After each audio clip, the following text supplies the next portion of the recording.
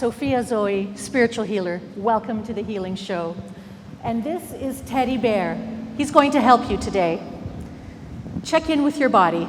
Find any spot that's painful, stiff, or sore. Go ahead. I can see you. Got it?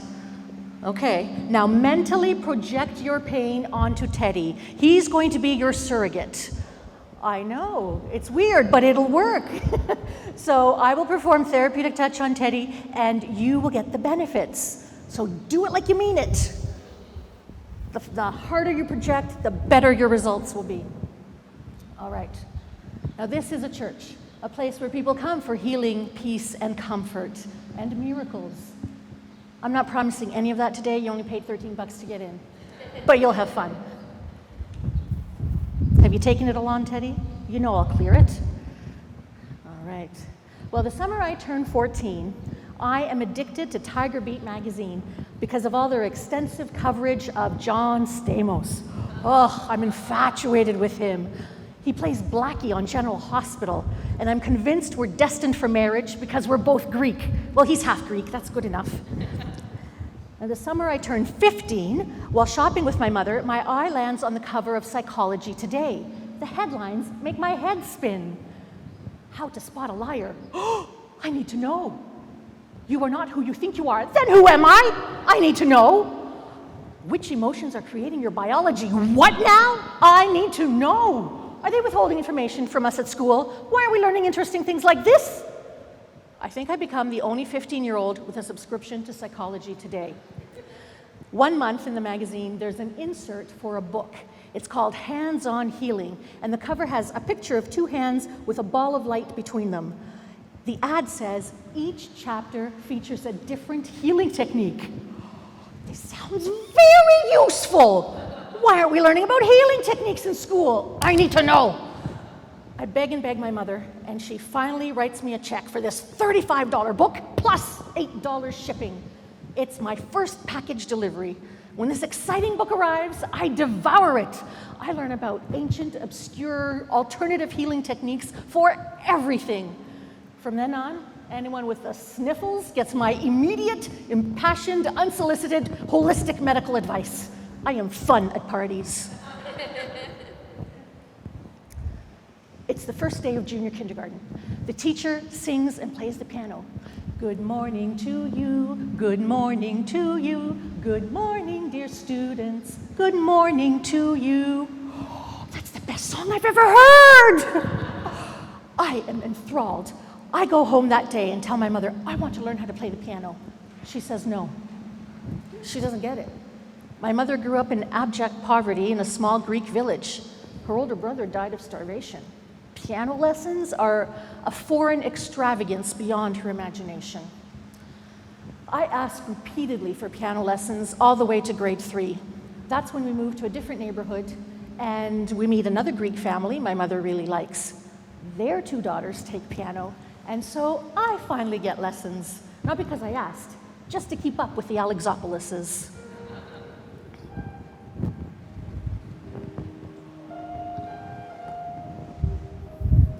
I begin my undergrad studies in piano education at McMaster University.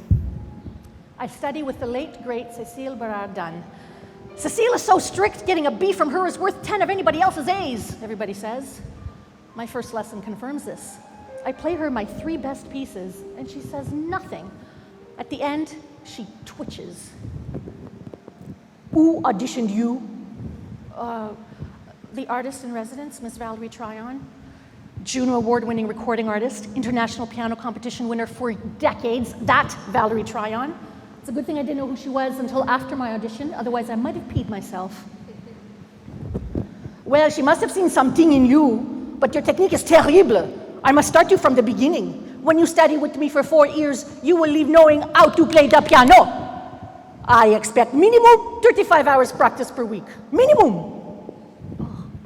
And with that, I jumped from my regular 30 minutes per day of practice to 30 hours per week for Cécile, and at least another 5 hours a week for the piano duet class I'm in.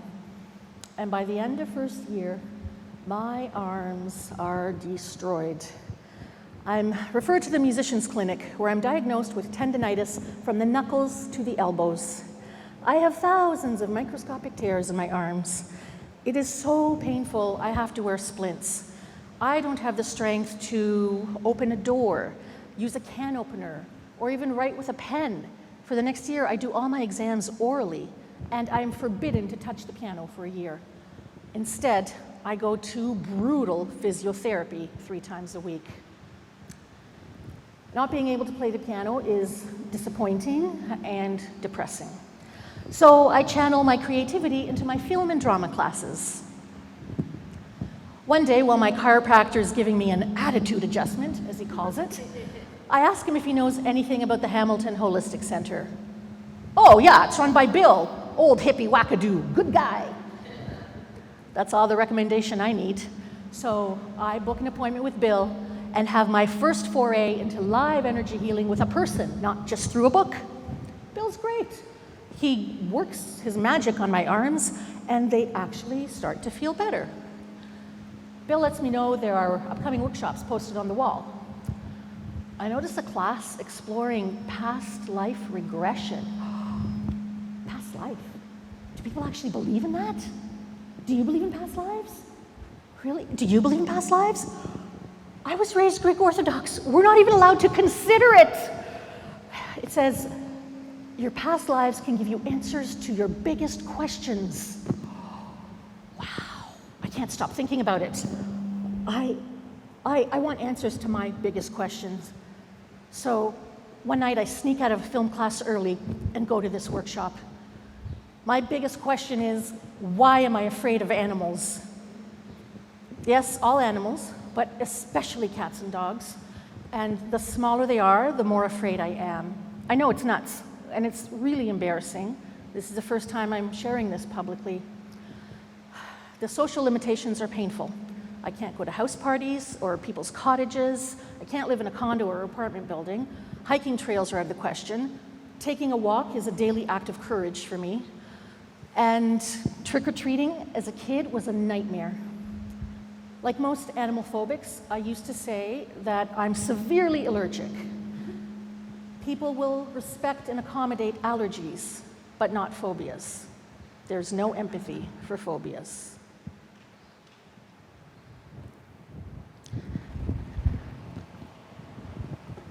At the regression, well, before that, I have tried a lot of things to get over this fear, and some things have worked a little bit. So if a dog is tied to something big and I know how long the leash is, I know where my safety zone is, I can cope. But unleashed, uncaged animals still freak me out. You could offer me $1 million right now to pet a puppy, and I couldn't do it. The thought is terrifying and utterly disgusting. Disgust is a huge factor in animal phobias. The teeth, the tongue, the tails, ugh. So the facilitator is Jean at this group regression, and she says, our subconscious mind holds all answers to all our questions. Our soul lives many lives, and each life is like a day in our soul's existence. That's a new idea for me. That's the same look I had on my face. Jean has us lie down on mats, and she leads us through a full-body progressive relaxation exercise. It's a deep induction, like the start of hypnosis. And then she says, close your eyes and focus on your pressing question. Ask your subconscious mind to show you the answer. Here I go. Why am I afraid of animals? Why am I afraid of animals? Something starts happening. At first, it's like I'm floating. And then suddenly I get sucked into the swirling cyclone. I go deep into my mind, into my subconscious, and I see faces, places, colors, and shapes all whizzing around. I can't make anything out. But once my mind does settle on an image, oh, I know exactly which person is me in each scenario. I see several lifetimes, all of them horrifying. First, I'm eaten alive by wolves as a native Canadian girl. Then, in the Australian outback, I'm a little skinny boy and I'm attacked by wild dogs. After that, I'm a healthy, handsome young soldier thrown to the lions in Rome. And as a court dancer exiled from a palace in India, a stampede of wild elephants crushes my head. Well, that would do it. All good reasons to fear animals. And that last lifetime probably explains why I hate Indian food and I'm too self-conscious to really dance well. Well, I don't know if any of this is true or not, but out of the infinite number of images that could have come to mind, these are related to my pressing question. Assuming it's true, I discover that knowing the cause of my phobia does absolutely nothing to clear it. I'm still scared, and now I have a head full of horror films. No relief. I try everything to get over this fear, even the bizarre. I sign up for a course in animal communication. It's a desperate move. After I confirm with the instructor 3 times that there will not be any animals present, I register. She has us look at pictures and teaches us a protocol to follow for communicating with the animals. I'm in a room full of dog lovers, cat ladies, and bunny cuddlers. And surprise, I am the best animal communicator in the class. It doesn't make any sense. I can explain this by, well, I can connect to anyone's soul, and animals have a soul. I respect them from a distance. It's kind of like loving humanity, but not liking individual people. The instructor says that animals communicate in images. No, not for me. They speak to me in plain English. They tell me what's bothering them, what they hate about their owners, what medical conditions they have, and what will help them. So this translates into me doing remote healing on animals. The owners email me a picture of the pet, I do the thing, and they get miraculous results in 1 to 3 sessions. Put up your hand if you keep a gratitude journal. Anyone? No grateful people in here? Just Isabel? Oh my goodness. Well, let me tell you. I used to keep a gratitude journal, but now I have upgraded to a miracle tracker. A miracle is an unexpected and welcome event that is not explicable by the laws of science or nature. Some coincidences are considered miracles. For instance, let's see what happened to me. Exactly 2 weeks before the show opened, it is a miracle that I did not break any bones or have my face smashed in when a picnic table fell on top of me. True story, and it's entirely my fault. I'm not the sharpest cheese on the tray. And it is a miracle that in March, I coincidentally ran into an old friend, told him I need a director for my first solo show, and he offered to do it. So here we are. Thank you, Christopher. Has anyone here experienced a miracle? Quick share. Miracles? Miracles? Oh, this sad bunch. Well, oh, you've had a miracle. Speak up, very loud. You were present when your son was born. Amazing. That was a miraculous experience for you. Very good. Excellent. Anyone else? Yes, no? I don't see. Who am I pointing? Oh, sorry. Yes. Yay, you wrote a musical and people came and it was very good. I came. Excellent. Thank you, Laura. Well, I encourage everyone to keep a miracle tracker and track your miracles and then review them often. You'll feel really good.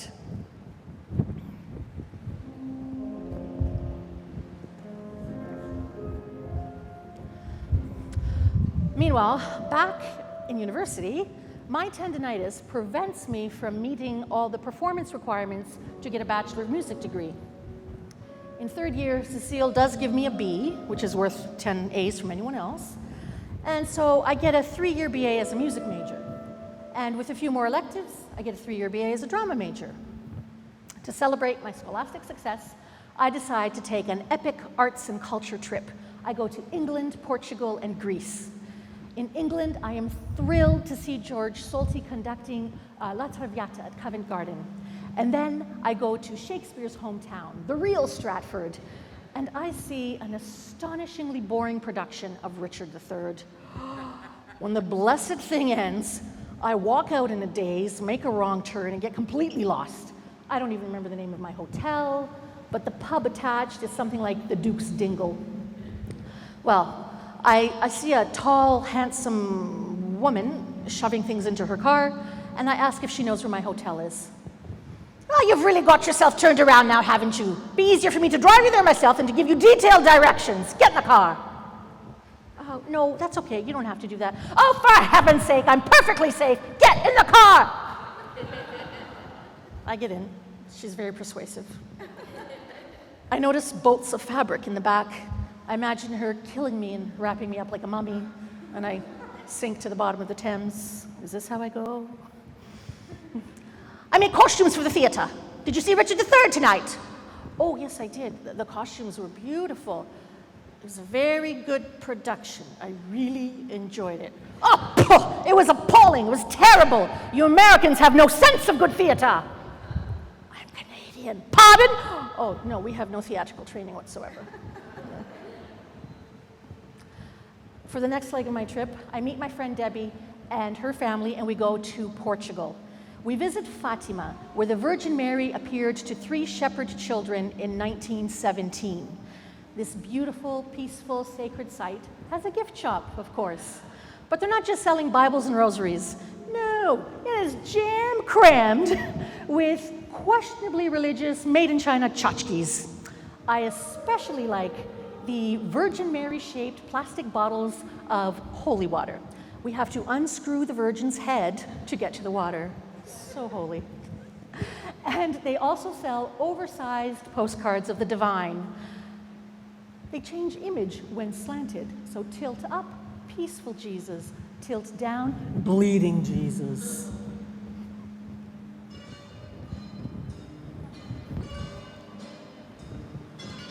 And then I decide to visit my parents' homeland of Greece. But I skip any visiting with the relatives and I go island hopping instead. On the island of Rhodes, when I dock, a man offers me a good rate on a room in his motel. I take it. When I enter, I pull back the bedspread and discover a huge brown stain. Oh, it was disgusting. Oh. This is my blinged out barf bucket. This is how I process unwanted emotions. It's cheaper than therapy.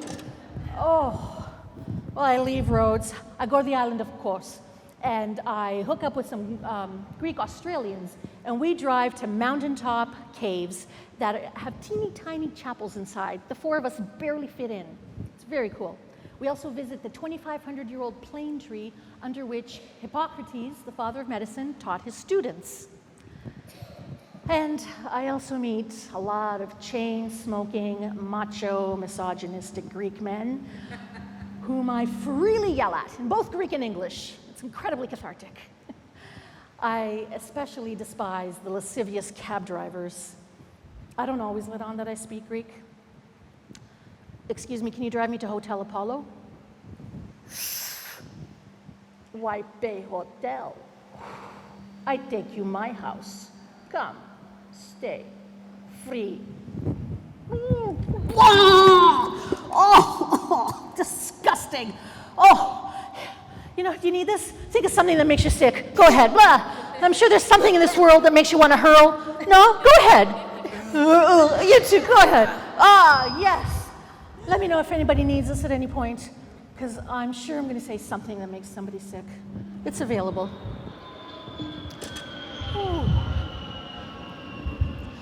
Once my epic arts and culture trip ends, I go back to Hamilton, and I discover that most schools have lost their music teachers due to budget cuts.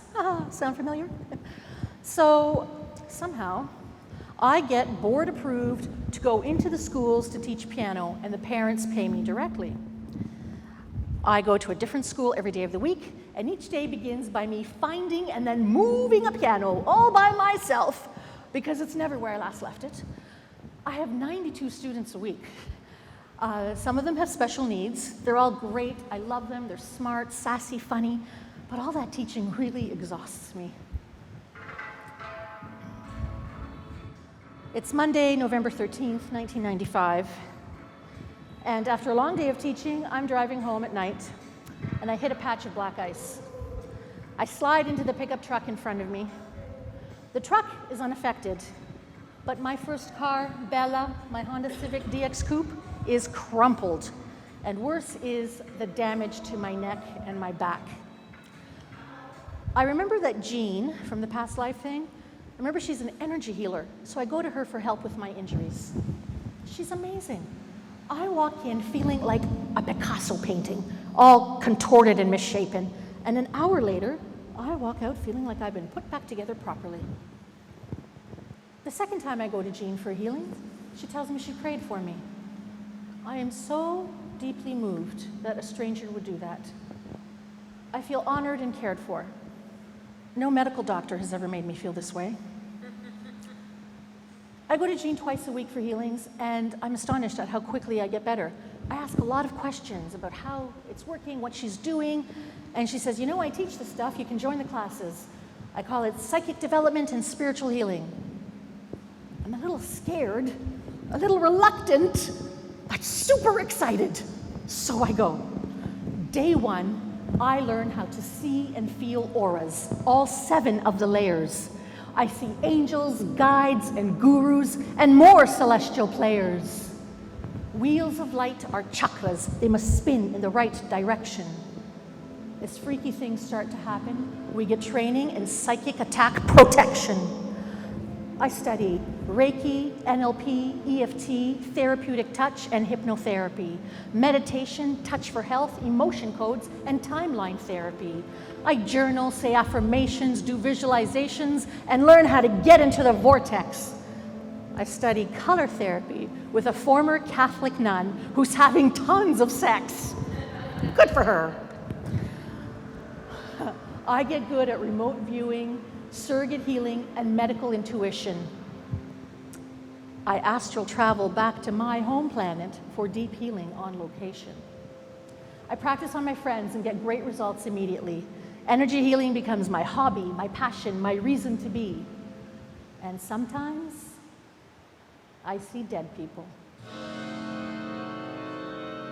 And aliens. Oh, they're here all right. But I've set clear boundaries. They are to never visit me at night.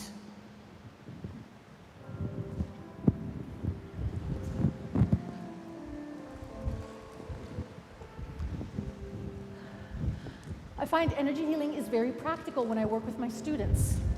It often saves the day, like with Scott. Scott is a beautiful blonde boy in grade 5. He's in a wheelchair with cerebral palsy. He was also born blind, mute, and mostly deaf. I'm not really teaching him piano. It's more music time for him. I sing and I play the piano. I put his hand on top of mine, and he loves it. One day his hand slips off, lands on my knee, and I start laughing because my knees are ticklish. From that day on, he makes sure to hit my knee every time to hear me laugh. Scott suffers from seizures. They are preceded by stillness and a slightly trembling upper lip. So one day I notice his lip twitching, and I begin to unruffle him. Unruffling is the basic therapeutic touch action. Within a few strokes, he inhales sharply, sits up a bit straighter, and he's back. Seizure averted. And I find that therapeutic touch always prevents Scott's seizures. Now, not everything works for everyone every time. 10 years ago, babysitting my little niece, at dinner she stopped eating and chatting and just stared vacantly up at the ceiling. I couldn't get her attention. She was completely unresponsive for far too long. I began to panic. I called 911. And as I was holding her flaccid body against my pounding chest, I just thought, oh my God, am I going to have to tell my brother that his baby girl died in my arms? The paramedics arrive. You called for an ambulance. What happened? Oh, it's for my niece Daphne here. She's going to be 2 next week, and she's had a fever all day. And she just became slack-jawed and limp, but then when I was holding her in my arms, she suddenly became very rigid, and her lips turned dark blue. Sometimes when toddlers have a fever, they can have a spike in temperature that causes a febrile seizure. They happen all the time, and they usually go unnoticed. They do not cause brain damage. Let's have a look. Well, earlier I had begun to unruffle Daphne's field, but nothing happened, or I didn't do it long enough. Then I remember something I read in a book, so I hold her neurovascular points, the oh my God points. I did that, And within a few seconds, she inhaled sharply, looked directly at me, snapped out of her daze, and she was back, full alertness and good color. So it's helpful to know more than one healing technique.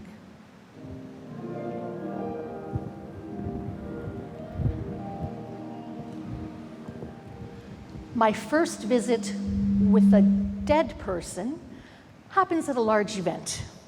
There's a famous healer and medium from England speaking. The row in front of me is completely full, but at some point, a new person appears there. An older black gentleman. He turns and smiles at me, flashing this big smile with his gold tooth sparkling. He walks through the alive people and ends up directly in front of me. We have a conversation telepathically. Hello, my name's Mel. Melvin's my name. Hi, I'm Sophia. Do I know you? Oh, we all know each other. We all know each other. You are musical. Man, you are musical. Oh, well, I teach piano and I sing in a choir. And lately I've become really interested in learning how to play the harp. It's just that they're so expensive. Oh, I'll see what I can do for you. See what I can do. And Mel vanishes. 2 weeks later, my upstairs neighbors are in San Francisco for a wedding. I get a call. Sophia, we got lost and we pulled over to look at a map. We ended up stopping right in front of a music store that sells build-your-own harp kits. Should we get you one? Mel came through for me. Now, I don't really want to build my own harp, so I declined, but he found me a more affordable option. Thank you, Mel. When my Chinese herbalist finds out I do energy healing, he begins referring his senior citizens to me. They come in wobbly and in pain. I work on their bad hips and knees. I do Reiki and therapeutic touch. I use essential oils. And they walk out with a steadier gait and no pain. I love these rapid transformations. Now, these seniors start hiring me to go into the cancer hospital to treat their family and friends. As a therapeutic touch practitioner, the medical staff gives me lots of respect and full access. But for the patients in these sterile rooms, there is no such ease. The smell is of the dying. People's skin has turned gray from the drugs. I pretend to be unfazed, but the seriousness of my job hits me. What am I doing here? I can't save these people. Are they expecting miracles? I don't want that responsibility. The best I can do is offer them peace and comfort. That usually means they sleep better that night and they need less pain medication. And sometimes what I do helps them cross over if they've been half here, half gone, hanging on. And like Jean, I begin praying for my clients.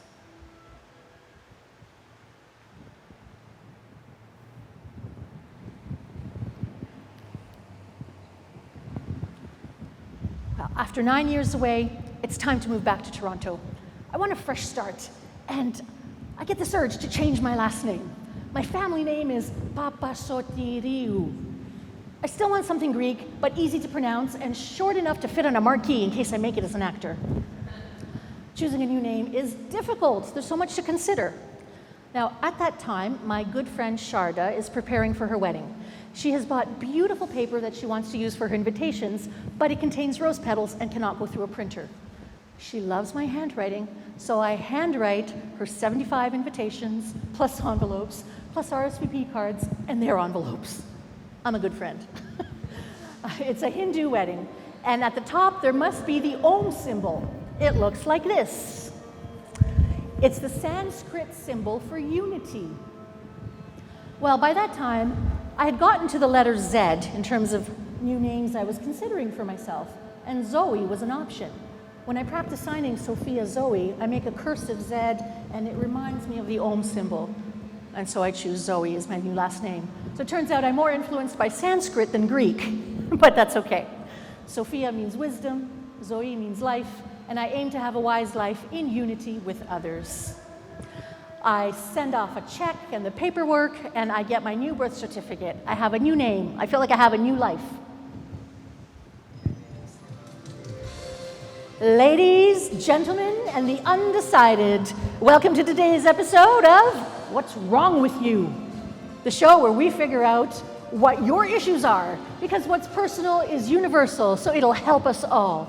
I will be using my patent-pending past life purifier to figure out why you are a crap magnet and have not yet lived up to your full potential. All right, let's see, who will be the perfect candidate for this?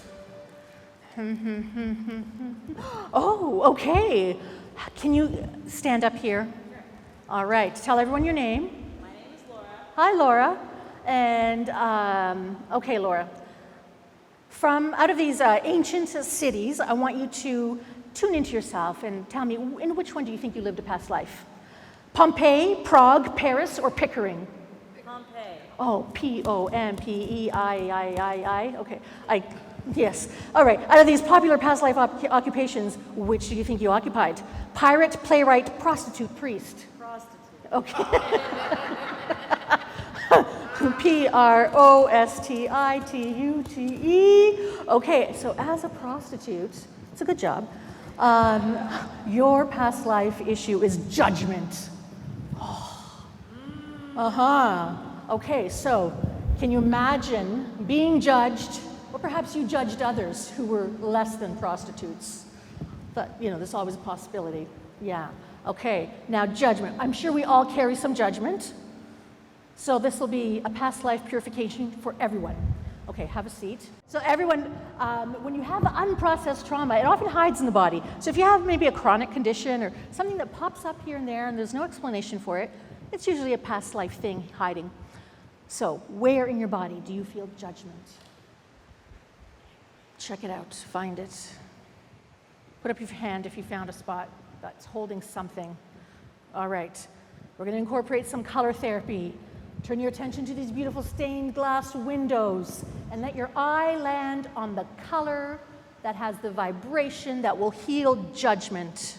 Your first choice is correct.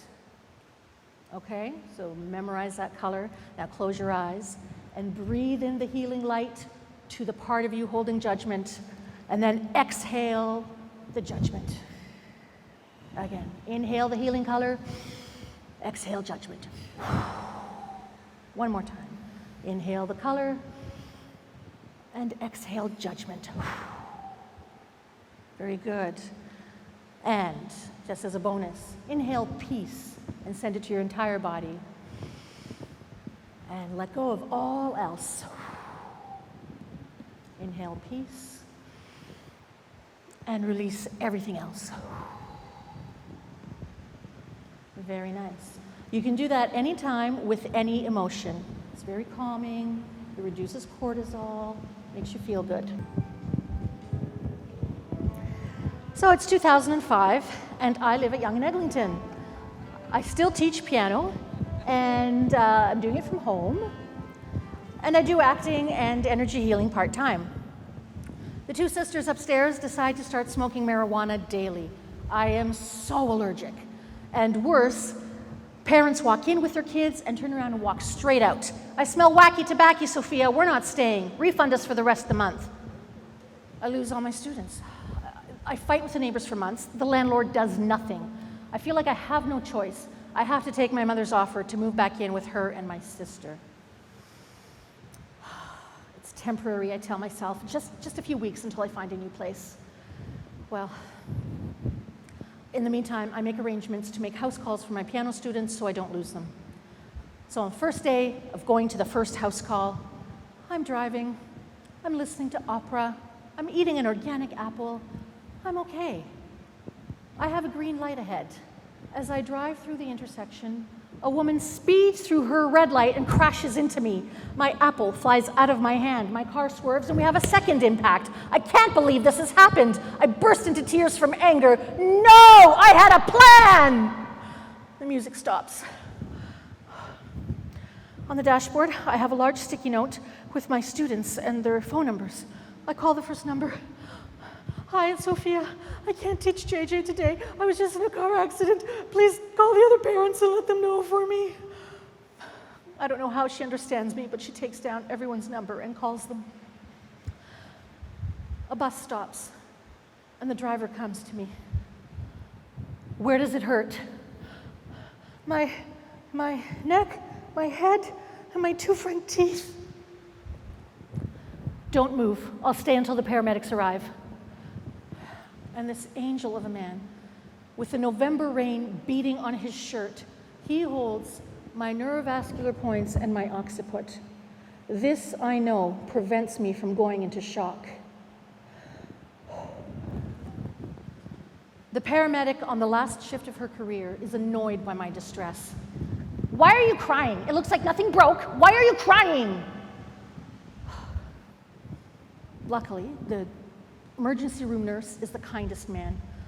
He holds my hand and says, honey, you almost died today. You can cry for as long as you need to. I don't stop for 6 hours because I hurt all over. The impact was on the left, and it's like everything inside me shifted to the right and got stuck there. I can't even make a fist with my right hand.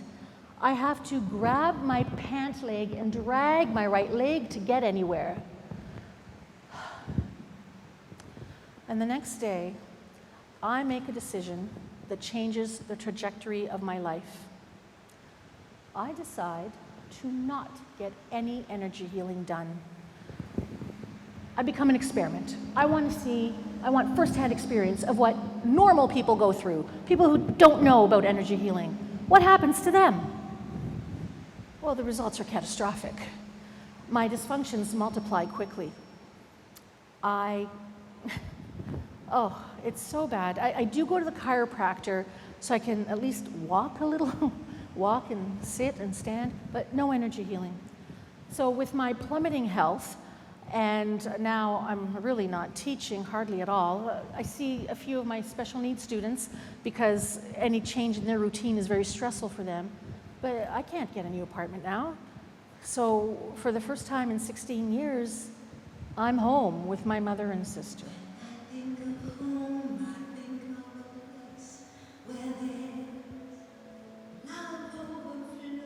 No, there's no love in my house.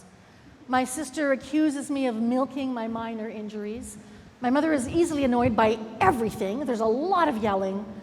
It's a constant battle. And at this time, I don't even have a family doctor.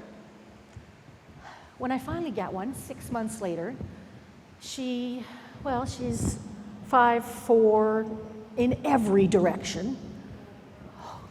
She waddles in, her puffy feet exploding over the tops of her pumps, and she's eating a flaky croissant. She spits pastry all over me as she talks. I begin telling her how bad I feel. She cuts me off. All your problems are because you are obese. You must lose weight. Well, there's a pot calling the kettle black. Doctor, yes, I've never been skinny, but I have gained a lot of weight because it hurts to move. I'm sedentary. This started 6 months ago when I was in a really bad car accident. Oh, I hope you're not here expecting me to write fairy tales to your insurance company. I won't do it.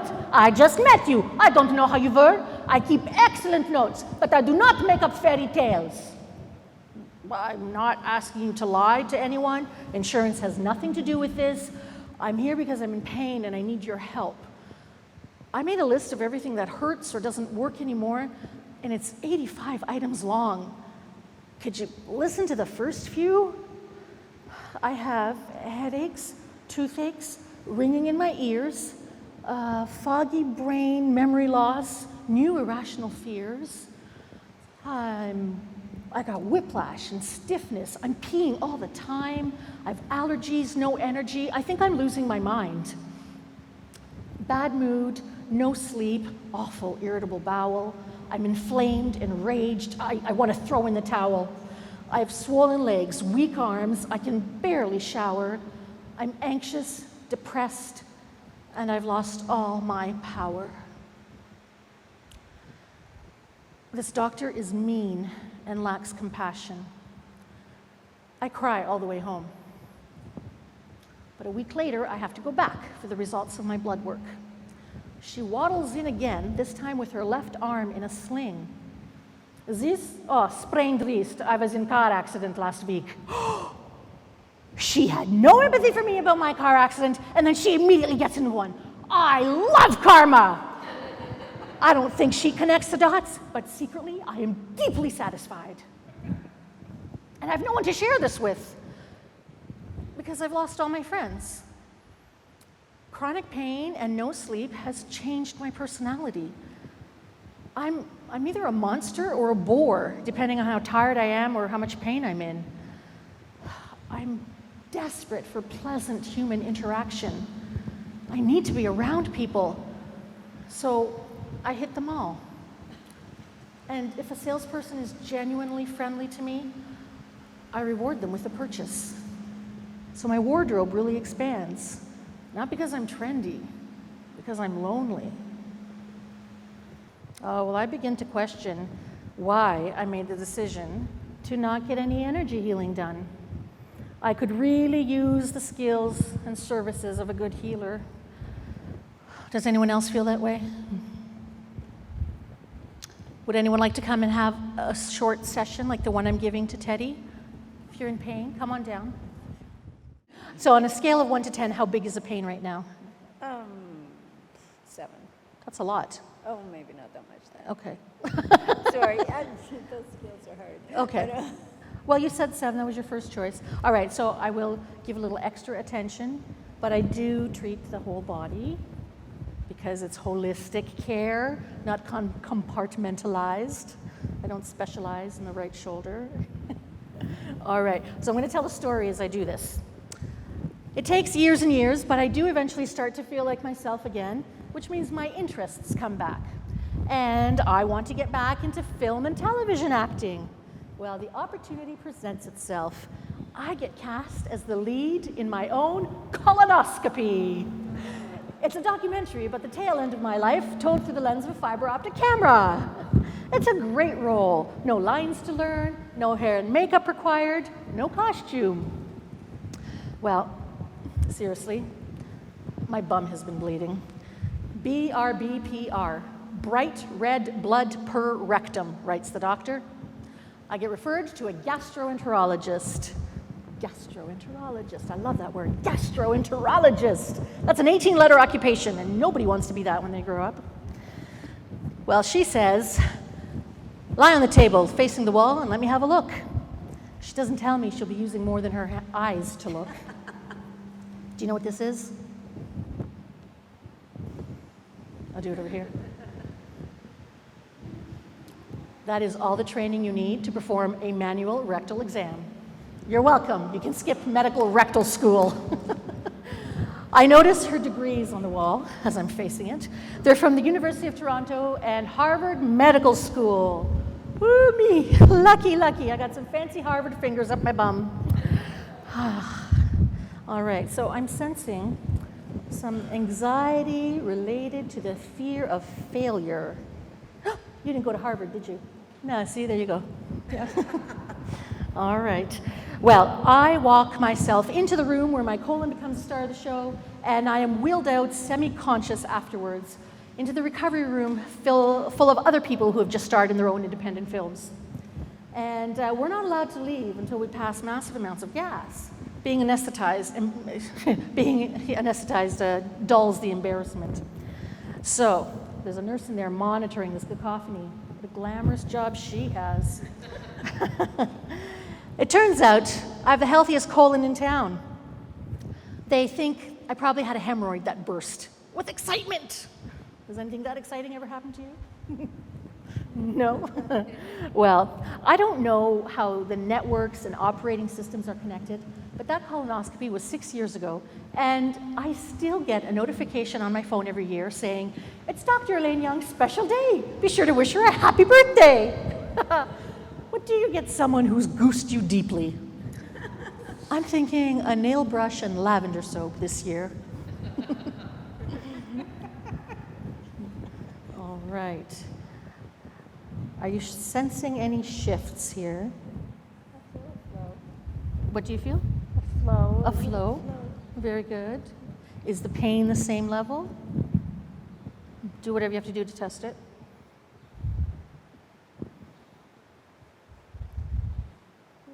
Not quite. Not quite. Well, good. Well, this is brief. It'll continue to integrate. The energy will integrate. So Thank you for your participation. All right.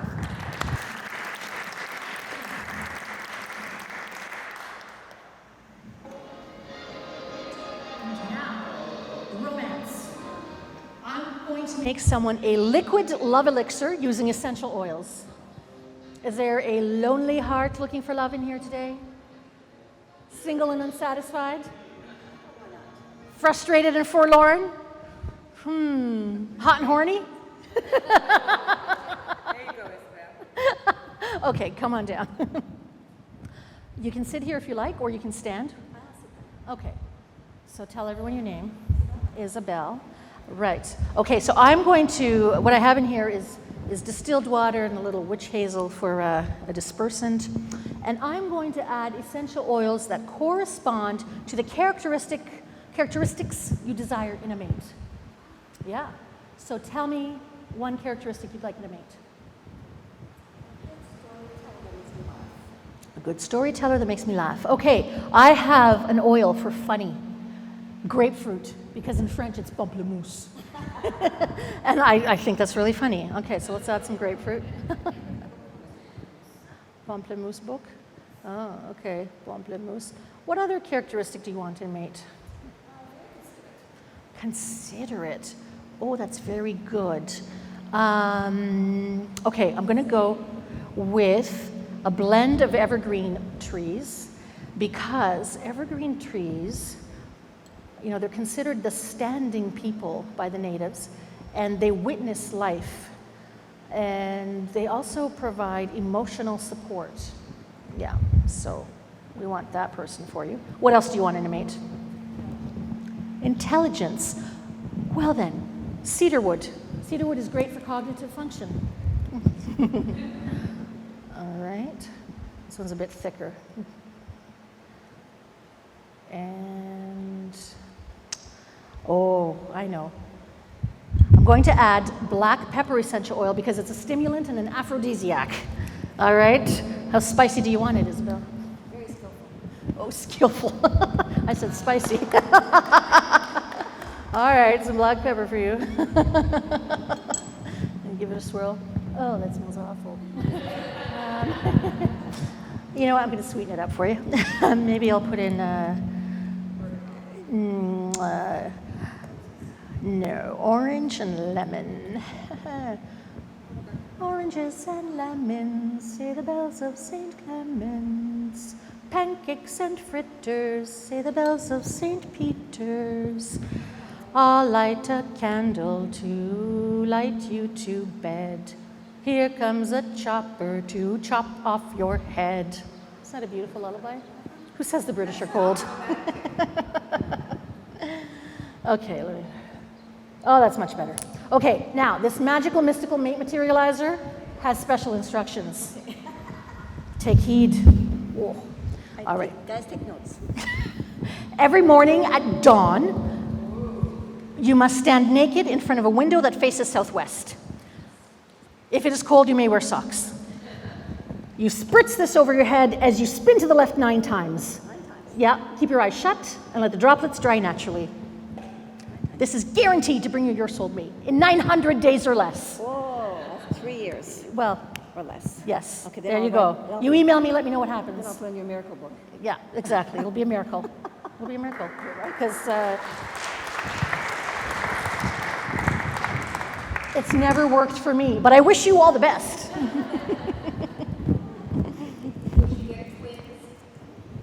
I don't know. It's true. That hasn't worked for me. Dating sites haven't worked for me. Technically, I've been single my whole life. I don't get it. I'm a catch. I'm not, I was going to say I'm normal. I'm not totally normal, and I have some intolerable character flaws, but who doesn't? But once you get to know me, I'm a friggin' delight. What the hell? August is my birthday month. I'm now accepting invitations all month long for lunch, brunch, and dinner. There can be a drive-through. Donuts. Oh.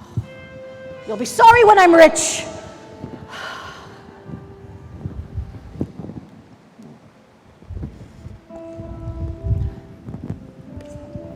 The first baby born in the family among my siblings was born 3 months before that big car accident.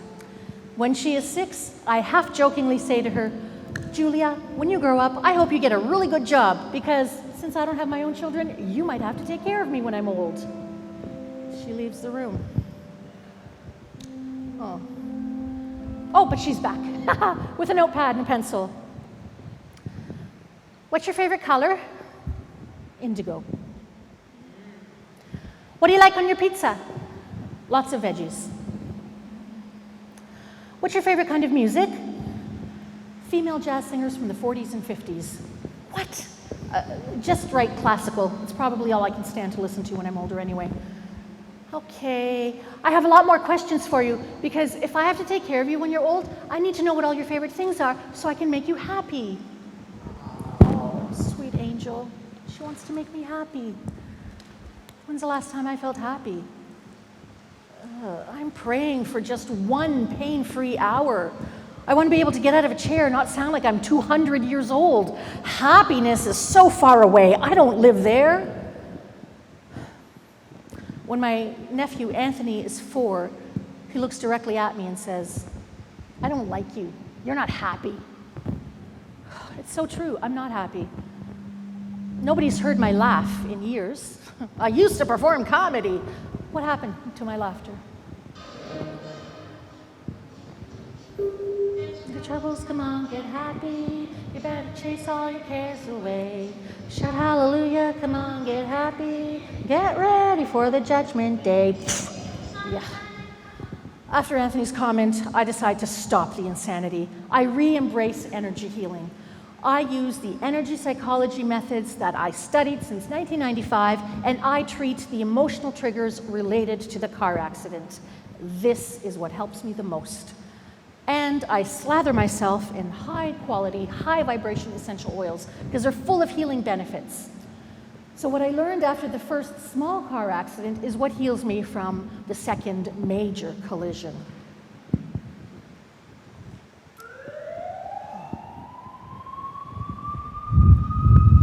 I get invited to police headquarters to do therapeutic touch.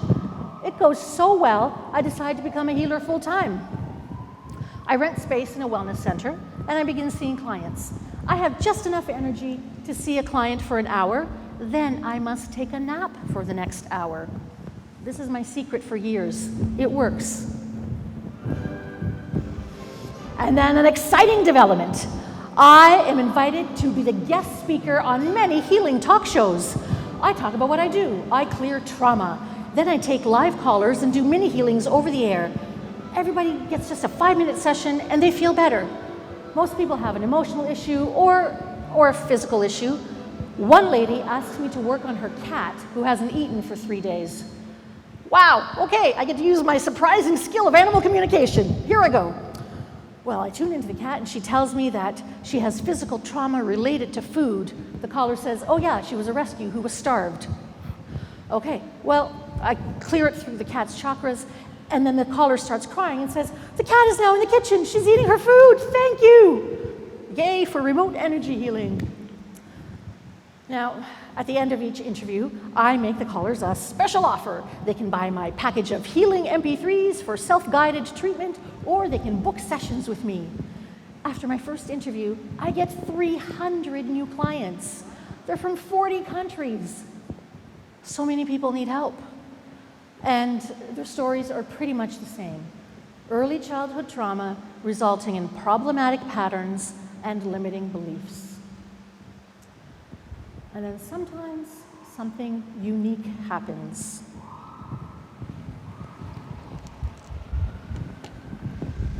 One day, I'm working with a client on the phone. She's 70 and her son is 50. And she says she has always had this immense fear that something horrible would happen to him. She lives in dread every day. As she's speaking, in my mind's eye, I start seeing a little movie. It's weird, so I try to ignore it, but it persists, which means it's for her. I ask her permission to tell her my bizarre vision. She says, go ahead, I believe in everything. Okay. I see on a distant planet, long, long, long ago, a mama dinosaur and her baby. stay with me. They look like brontosauruses. Mama steps aside to eat from a different plant for a moment, and a tree falls, crushing the baby's head, killing him. Mama dinosaur is so overcome with guilt, and she never gets over the grief. She suffers the rest of her life. Then it occurs to me, my client was that mama dinosaur. Her current son was the baby who died. I tell her this, and she bursts into tears, and I respectfully quote her exactly. I've always had an irrational love of the brontosaurus. I collect them as ceramic figurines and stuffed animals and plastic toys. I love them so much. I embroider them on everything. Socks, pillowcases, tea towels, tablecloths, aprons, skirts. I love them so much. And my son has always suffered from seizures. Maybe from that head injury that killed him back then. Weird? Helpful? Entertaining? And speaking of entertaining, I get a new acting agent. She sends me out to 3 auditions for 3 short films, and I book the lead in all. Amazing! But like with a lot of Canadian art, they don't get their funding, so they don't get shot. Then she says, I've submitted you for a feature film, and the role is perfect for me. The character is opinionated, passionate, and quirky. The stipulation is, actress must be comfortable handling a rat. Oh, I never did get over my fear of animals. There's no way I can handle a rat. I ask her to make a call and find out if they're using a real rat or a fake one, because I can handle fake. She refuses to make the call. So I refuse to go to the audition because I don't want to be seen at my weakest, screaming and running away if it is a real rat. I find out later from a friend who worked on the crew that they did in fact use a silicone rat. Big time director, missed opportunity. That's it. I decide I've got to get over this phobia. So I book a breakthrough session with an award-winning hypnotherapist. She's developed her own technique and is supposedly having miracles happen in her office. I need a miracle. I drive the 2 hours to get to her. She's supposed to spend half the day with me, but is generous and spends 7.5 hours. So the first half of the day, she reprograms my mind to not fear animals, to be calm and comfortable around them, to not see them as threatening and disgusting. I really feel a mental shift, a shift in my attitude. I believe the treatment has worked. In the afternoon, we work on sweets and treats. Quitting sugar is harder than quitting heroin. I know it sounds unbelievable, but I'm a statistic. I can't go 2 hours without sugar or food that turns into sugar, like wheat, bread, pasta, rice, you know. So if she can make me carb averse, it'll be worth the $1,600 in the long ride. All right, before we begin, she has me eat potato chips. They taste delicious, of course, all salty and seductive. At the end of the treatment, she has me eat potato chips. I think they taste awful. I'm so grateful that my carb addiction is gone. When I leave her place, approaching my car, I see an unleashed dog coming towards me. I get that same familiar panic. Oh my God, I'm gonna die. I can't get into my car fast enough. My heart beating in my throat. Oh, I'm still scared. Once I hit the road, I drive by an all-you-can-eat buffet. I make a dangerous right turn, make a dangerous U-turn, and get in there. I am starving. I take a scoop of everything, including one of each dessert. I think maybe it takes a day for the reprogramming to kick in. No, wishful thinking. I binge eat like that for 2 months. So what she worked on didn't do anything for me, and in fact, I'm worse off now. So much for my miracle. Oh, I decide once again to become my own client. I'm gonna treat this weight gain with EFT, emotional freedom techniques. It's a way of releasing stress from the organs. So I have to tap on certain energy points as I focus on the problem. It's like emotional acupuncture without the needles.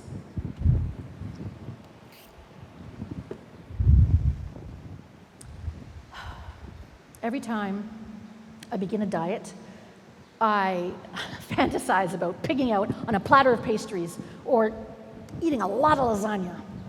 Okay, let's work on that. Even though I want to stick my face in a pan of lasagna and eat my way across it, I deeply love and accept myself. Oh yeah, okay. Even though I'm easily seduced by wheat and sugar and dairy, I deeply love and accept myself anyway, yes. Even though I'm gluten's whore, I love and accept myself.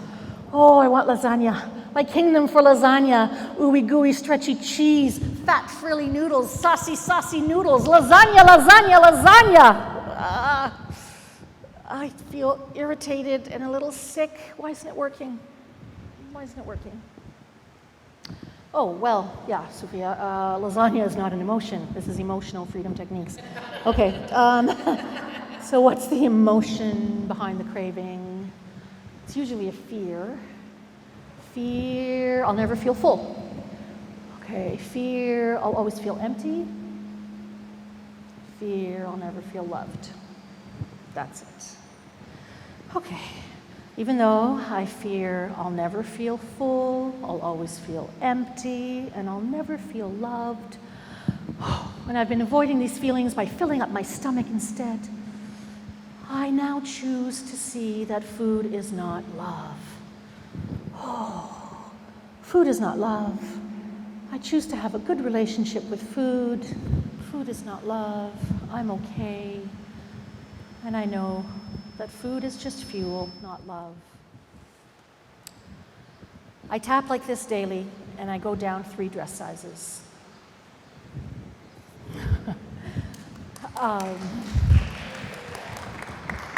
wish I could say that being in a near-fatal collision gave me instantaneous superpowers, like sudden athleticism, or being able to pick the winning lottery numbers, or even having a knack for choosing good melons. No, what I did gain was real empathy for the injured, the alienated, and the defeated. I can relate to a lot of what people are going through.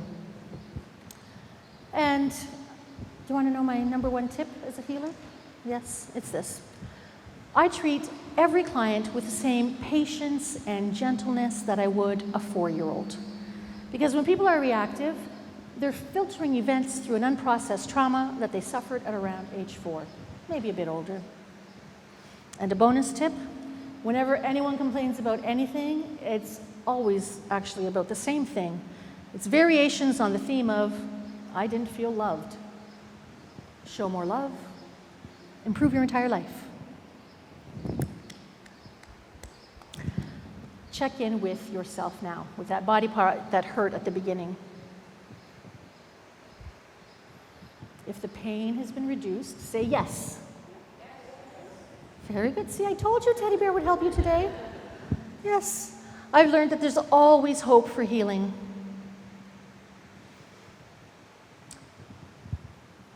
And I question, as a holistic practitioner, I question myself constantly. Am I actually helping people? Or am I just some flaky healer contributing to the new age noise?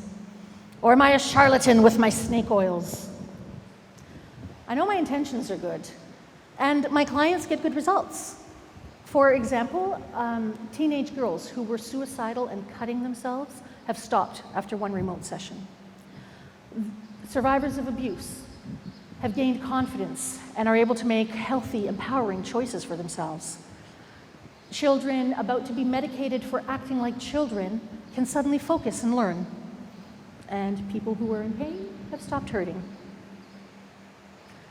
And the most common phrase I hear from clients is, I didn't know I could be so happy. I consider myself healed from that accident. My body works, I have new friends to laugh with, I'm getting back into acting, and I often feel happy.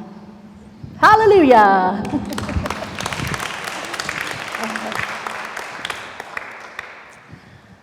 If you feel alive, it's because you are connected to your inner light.